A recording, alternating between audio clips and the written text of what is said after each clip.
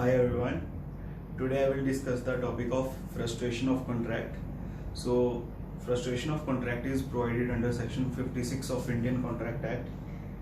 Basically, we call it a doctrine of frustration, a doctrine of impossibility, because the word frustration is used in English law. Basically, if we say doctrine of frustration, that means we are using it in English law, because in English law it is used, the word used is frustration, and in India the word used is impossibility. So the basically difference is impossibility word is used in India and the word frustration is used in English law. So frustration of contract, so means किसी भी type का question आ सकता है. जैसे suppose question आता है what is meaning of doctrine of frustration, doctrine of impossibility और frustration of a contract. सो उसका मतलब एक ही है कि वो सेक्शन 56 क्लोज जो पैरा 2 है उसकी बात कर रहे हैं. सो सेक्शन 56 है जो basically that is divided into three parts basically three Paris. Okay, so first para is talking about the initial impossibility. Initial impossibility basically means that on the face of it, you know that the contract is not valid, that it is a void agreement. Suppose कोई ऐसा agreement है जो आपको on the face of it पता है कि ये void है, तो वो क्या होगा, initial impossibility है. अगर कोई पर्सन आता है आपके साथ, ठीक है, कॉन्ट्रैक्ट करता है कि मैं आपको इतने रुपए दूंगा, आप बी का मर्डर कर दो, ठीक है, तो ये क्या on the face of it हमें पता है कि ये क्या है, वॉइड कॉन्ट्रैक्ट है. अब किसी का मर्डर करना ये लीगली इन्फोर्सेबल चीज थोड़े है, क्योंकि कॉन्ट्रैक्ट की डेफिनेशन क्या है?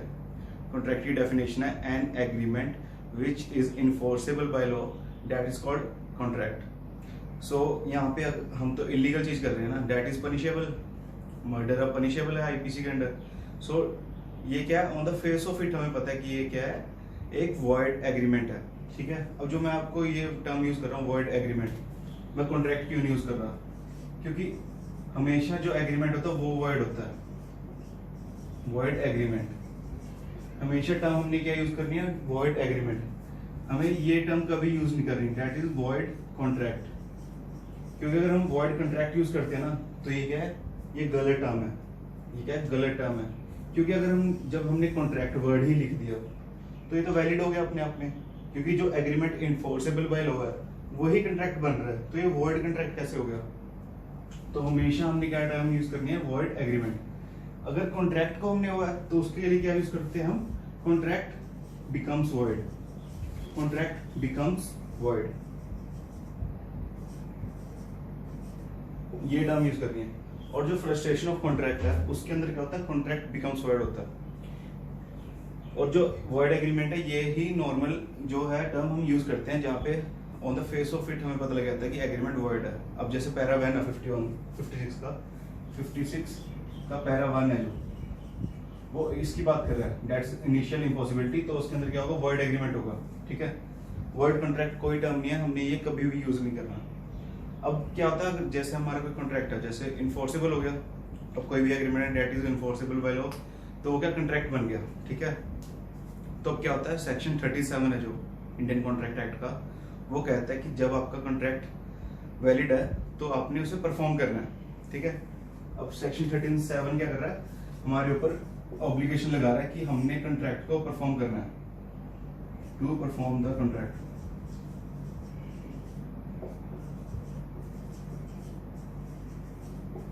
हमारे ऊपर क्या कर रहा है, सेक्शन 37 ऑब्लिगेशन पुट कर रहा है कि अगर आपका कॉन्ट्रैक्ट वैलिड है तो आपने उसको परफॉर्म करना है. अब इसके लिए दो एक्सेप्शंस क्या है, सिर्फ किन दो कंडीशंस के अंदर जो है कॉन्ट्रैक्ट वॉइड बन सकता है. फर्स्ट कंडीशन है कि 56 पैरा 2, बेसिकली 56 के अंदर है लेकिन दैट इज पैरा 2 ओनली.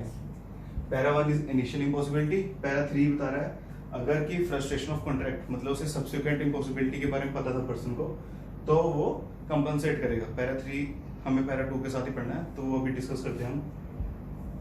तो यहाँ पे क्या है, अगर हमने क्या करना है, अगर कॉन्ट्रैक्ट वैलिड है तो उसे हमने परफॉर्म करना है, ये हमारी ऑब्लिगेशन है. अगर हम नहीं करते तो क्या होता है, ब्रीच ऑफ कॉन्ट्रैक्ट, एंड उसकी फिर हम स्पेसिफिक परफॉर्मेंस करवाते हैं एसआरए के अंडर, और उसकी कंपनसेशन मिलती है. तो ये तो हो गया para 1 that is initial impossibility. ठीक है, फिर आता है पैरा 2. 56 पैरा 2 है जो,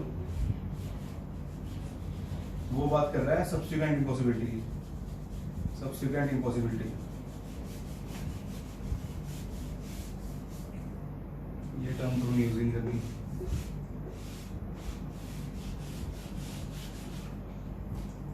पैरा 2 क्या बात कर रहा है? जो पैरा 2 है वो बात कर रहा है subsequent impossibility. Subsequent impossibility, subsequent impossibility, जिसको हम क्या कहते हैं, इम्पॉसिबिलिटी को क्या कहते हैं हम? फ्रस्ट्रेशन। अब डॉक्ट्रिन ऑफ फ्रस्ट्रेशन आ गई है इंग्लिश टर्म में, और अपने इंडियन लॉ में क्या होगी? ये आ गई अपनी सब्सिक्वेंट इम्पॉसिबिलिटी। सब्सिक्वेंट इम्पॉसिबिलिटी मतलब, अब आपको एग्जांपल देता हूँ। सपोज आज कोई हमने कॉन्ट्रैक्ट किया, ठीक है, आज कॉन्ट्रैक्ट किया, वो वैलिड है, आज कॉन्ट्रैक्ट वैलिड है, लेकिन कल को कोई ऐसी इम्पॉसिबिलिटी आ गई जिसके कारण वो कॉन्ट्रैक्ट नहीं हो सकता, ठीक है। अब ना उसमें दूसरी पार्टी की गलती है, ना हमारी गलती है, तो उस चीज को हम क्या कहते हैं? Subsequent impossibility. अब सपोज कोई एग्जांपल देता हूँ आपको प्रेजेंट सिचुएशन की एग्जांपल देता हूँ, ये सबसे बेस्ट एग्जांपल रहेगी।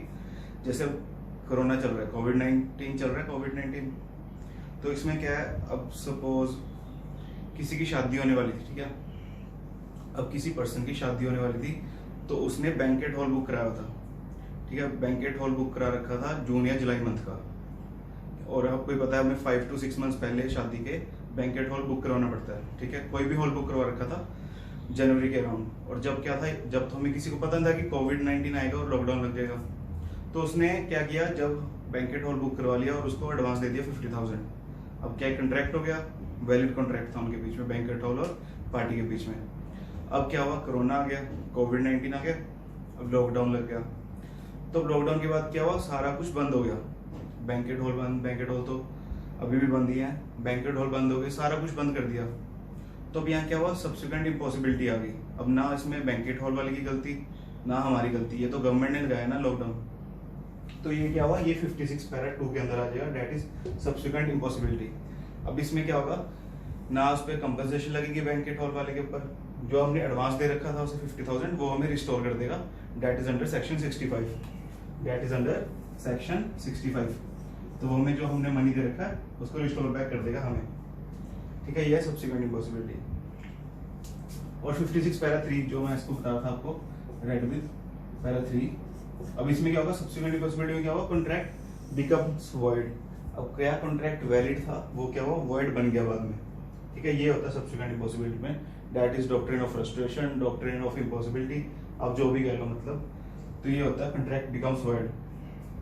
पैरा 3 में क्या करना है हमने, अब सपोज कोई चीज थी, अब या तो बैंकेट हॉल वाली एग्जांपल ले लो, उसमें कोई ऐसी कंडीशन थी कि बैंकेट हॉल वाले को पता था कि उसने कोई ऐसा काम करा है जिसके कारण उसका बैंकेट हॉल बंद होने वाला है, ठीक है, बैंकेट हॉल बंद होने वाला था उसको पता था बैंकेट हॉल वाले को, लेकिन हमें नहीं पता था, हमने तो बैंकेट हॉल बुक करवा लिया। अब सपोज कोविड ना आता लेकिन वो फिर भी बंद हो जाता, ठीक है, अब उसका बैंकेट हॉल बंद हो गया, उसने हमें ये चीज बताई नहीं कि मेरा बैंकेट हॉल बंद होने वाला है, और हमने बुक करवा दिया। तो यहाँ पे क्या, उसको पता था कि सब्सिक्वेंट इम्पॉसिबिलिटी आएगी, लेकिन उसने हमें नहीं बताया।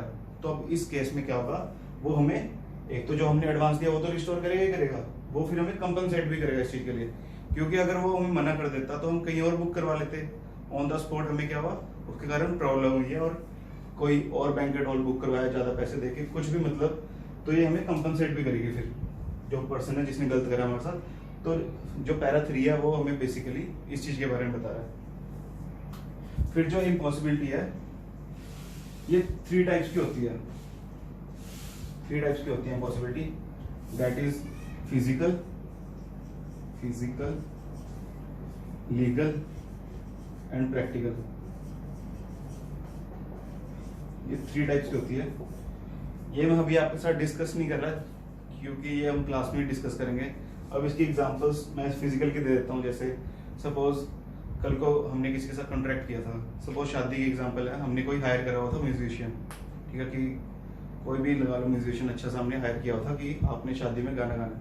अब उसकी डेथ होगी, फिजिकल में आ गया उसकी डेथ होगी, तो वो तो आ नहीं सकता, तो ये आ गया फिजिकल इम्पॉसिबिलिटी। लीगल में आ गया, जैसे अभी मैंने बैंकेट हॉल की एग्जांपल दी आपको कि कोविड-19 आने के कारण क्या हुआ, अब सरकार ने बंद कर दिया सारा, तो अगर कुछ भी करेगा तो इलीगल होएगा, अगर तो ये होगी लीगल इम्पॉसिबिलिटी। प्रैक्टिकल इम्पॉसिबिलिटी आ गई, सपोज हमने कोई ऐसी चीज सोची है डेट इज इम्प्रैक्टिकेबल, कि वो प्रैक्टिकल ही नहीं है। अब मैं कल को 100 रुपये लगा के सोचूं कि परसों मेरे 1 लाख रुपए बन जाएगा, तो ये प्रैक्टिकल ही नहीं है, तो ये आ गई प्रैक्टिकल इम्पॉसिबिलिटी। ये बहुत ही मैंने आपको थोड़ी सी एग्जांपल्स दी हैं, अच्छे से करेंगे हम क्लास में ये। फिर अब आपको रैशनल बताता हूँ, रैशनल क्या है इसके पीछे। रैशनल क्या है, जो डॉक्ट्रिन ऑफ फ्रस्ट्रेशन के पीछे रैशनल है वो है lex non cogit ad इम्पॉसिबिलिया।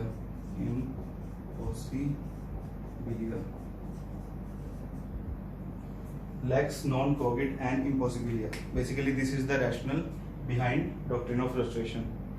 So, lex non cogit and impossibilia. इसका मतलब है law does not recognize what is impossible. कि law उस चीज को recognize नहीं करता जो impossible होती है।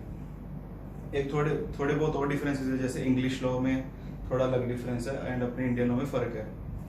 इंग्लिश लॉ मानता था पहले कि once a contract is always a contract. हम तो पहले से ले आए थे कंडीशन कि सब्सिक्वेंट अगर इम्पॉसिबिलिटी है तो हम वो एक्सक्यूज बना देते हैं, लेकिन इंग्लिश लॉ में पहले ऐसा नहीं था। इंग्लिश लॉ में क्या था कि once a contract is always a contract, चाहे कोई भी इम्पॉसिबिलिटी आ जाए उनके पास। लेकिन उसके बाद एक केस आया था उनका, I think Taylor versus Caldwell case आया था, काफी इंपॉर्टेंट केस है ये। तो उस केस में कहा था उन्होंने कि अगर कोई सब्सिक्वेंट इम्पॉसिबिलिटी आती है तो हम उसको एक्सक्यूज बना सकते हैं, ठीक है। वैसे कोई एक्सक्यूज नहीं है, लेकिन कोई ऐसी इम्पॉसिबिलिटी आ गई जिसके कारण कॉन्ट्रैक्ट हो ही नहीं सकता, वो वॉइड ही होएगा, तो वो हमने एक एक्सक्यूज बनाया था इंग्लिश लॉ के अंदर। तो ये मैंने आपको थोड़ा ब्रीफ में बताया अभी, एंड आई होप आपको वीडियो अच्छा लगा होगा। सो आप हमारे यूट्यूब चैनल को भी सब्सक्राइब कर सकते हैं for latest videos, that is also with the same name, that is amicus law academy, and we are on Instagram with the same name, that is Amicus Law Academy. Hope, thank you.